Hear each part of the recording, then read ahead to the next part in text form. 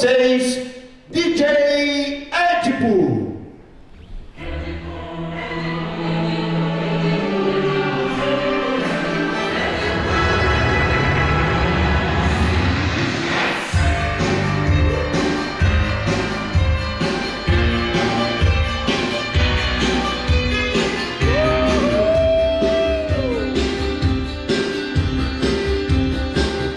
Né, o Édipo, o rei do Sófocles, ele é tido por Aristóteles como uma das peças mais...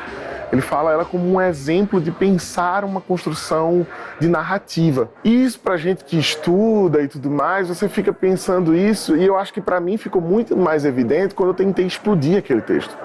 É dificílimo explodir o Édipo, é dificílimo, tipo assim, a forma como ele vai amarrando as ações.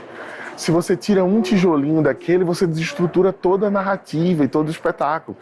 Então, pensar sobre isso era pensar, tipo, como é que eu posso fazer uma ligação com a pegada do Masluti, com essa ideia contemporânea que a gente tem, sem que a gente tirasse algum tijolinho muito forte para essa história. E teve um diferencial nesse processo, que como a gente ensaiou bastante em Caruaru, por conta do FETEAG, a gente tinha público o tempo todo. Foi uma coisa muito doida. Você realmente ensaiar com plateia, com 20 pessoas, 30 pessoas, em cena já montando, e acho que quem vier no espetáculo vai ver isso. Né? A plateia, ela conta a história junto. E aí, até essa questão do coro, né? Eu pensei muito nisso ontem assistindo. Eu falei, nossa, porque acho que muitos anos no Brasil tinha, assim, né, pelo menos na época que eu estudava, assim, essa de coro como se fosse uma forma, né? Uma forma de ser o coro. E acho que a gente acabou vivendo, assim, tipo, um sentido do que é o coro. Né, nesse lugar assim de que realmente é o povo ali, né, as pessoas ali construindo, dando opinião, provocando, refletindo junto. E acho que isso ajudou a compor essa peça. Por mais que o corifeu dentro do espetáculo ele se torna um cameraman, mas a função dele dentro da peça continua sendo a mesma. Sabe, ele é o que conduz o olhar da plateia para aquilo que ele quer mostrar, que é a função do corifeu dentro daquela tragédia também. O coro, que no caso é feito por Eri, como um MC, como um mestre de cerimônia, ele é a ligação do povo com aquela tragédia. Ele que revela, que faz com que o público vá entendendo aquilo ali. É um pouco a função de Eri dentro do trabalho o tempo todo. E pensar o Édipo como um DJ é pensar que a função do DJ, ela também pode ser uma função de tirania. É ele que escolhe qual é a festa, é ele que escolhe as músicas, é ele que discoteca. As pessoas dançam a partir daquilo que ele está pensando. Então o Édipo, ele fala isso, tem uma hora que ele fala isso no texto, assim, sou eu que eles dançam conforme a minha música. Sou eu que mando nisso, assim. Por que é que eu tenho que investigar um crime de um tempo que eu não estava aqui? Não sei, Édipo, foi o que o oráculo ordenou. Não havia ninguém junto a Laio que pudesse nos ajudar agora a desvendar isso? Havia um único homem, Édipo. Uma única testemunha viu tudo que aconteceu, mas ficou traumatizado. Traumatizado? Completamente traumatizado. Quando a gente questionava ele sobre o assunto, ele começava a ficar trêmulo. Uma vez chegou até a se urinar, dava dó. A única testemunha que tinha sobre isso foi embora porque estava traumatizado, é isso? Um clássico, quando ele sobrevive, na verdade ele revela o fracasso da humanidade. O fato de, como Tiresias fala na peça, 2.400 anos de peste. E ele lá, de novo e de novo. Ou seja, essa peça é feita há 2.400 anos. E ela ainda consegue ser atual porque o ser humano continua fracassando nos mesmos lugares.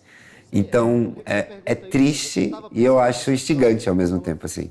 E aí, como nós somos um grupo com muitos atores, investigar esse lugar da masculinidade, e colocar alguns personagens nessa atmosfera queer, nesse lugar, sobretudo os personagens, né, Coro, Corifeu, Tiresias, que são de um lugar do sublime, do divino mesmo. E aí, colocar nesse lugar do sagrado queer, sei lá se existe essa expressão, mas desse lugar maravilhoso ali, diverso. Se a gente for olhar, existe na mitologia toda a linha sucessória de Édipo, mas não existe de Jocasta, por exemplo. Jocasta a gente vai buscar, a gente não tem. A gente só sabe que é a mãe de Antígone, e olha lá. Ou sabe que é isso, né? Essa mulher que se matou dentro dessa tragédia de Édipo. Aí eu falei, gente, se você for olhar, na verdade, e se a gente botar um olho de hoje, assim, é a história da gente, né? Desse ocidente e também dessa colonização e também, né? Uma história de apagamento. Ao mesmo tempo, essa mulher dentro dessa estrutura de poder, eu acho que ela está presa num vestido de noiva. Essa mulher, eu acho que me veio uma intuição, assim, essa mulher, ela é uma mulher que está ancorada na instituição do casamento. Talvez esse seja o maior assunto de Jocasta nessa peça. Até mais do que a maternidade na minha cabeça. Porque é mais sobre ela ter sido esposa de Laio e herdar a tragédia, a profecia de Laio para ela, e depois ela ser esposa de Édipo e herdar a maldição dele para ela. Tipo assim, não foi uma maldição feita para ela, foi uma maldição feita para eles. Só que respingou nela. Por quê? Porque ela era essa mulher dada em casamento para eles.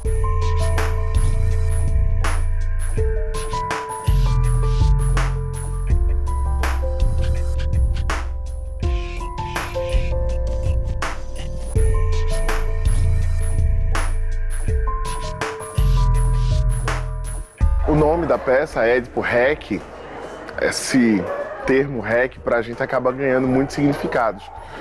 Também pelo fato de estar filmando, de estar gravando, né, de estar tudo sendo captado, e para o Édipo, a ideia de você voltar, né, a peça original, ela é praticamente feita toda em flashback, né? E para o Édipo, nessa ideia dessa leitura da gente, a possibilidade dele voltar e começar a investigar toda a tragédia da vida dele a partir dessas imagens, do que foi gravado, desse REC, era um pouco dessa graça que a gente queria fazer. E também, REC traz uma ligação direta a Recife.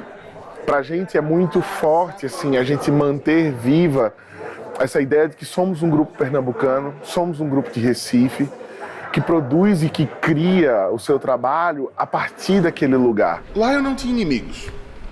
Também não tinha filhos. Se por acaso, assim, num acidente qualquer, no meio do caminho, Laio morresse, quem seria o seu sucessor? Jocasta? Essa ideia do REC é uma ideia também assim, tipo, do que você grava, né? Muito dessa ideia do que, hoje em dia também das mídias sociais, assim, qual que é essa figura que você cria para o mundo? E que às vezes é tão forte quanto você. Então, esse lugar da imagem hoje, ela é muito massiva, presente, e ao mesmo tempo ela nos carrega. A gente é muito mais carregado por ela do que talvez a gente seja, de fato, quem está manipulando essa imagem. Que eu acho que é bem essa medida que o Édipo perde, assim, né? Ele está procurando esse assassino ou ele é o próprio assassino? Ed, eu não sei o que está se passando por tua cabeça, mas não se deixe cegar por ilusórias suposições. Pensa no teu povo. Antes de tomar qualquer decisão, Édipo, pensa no teu povo. No teu povo.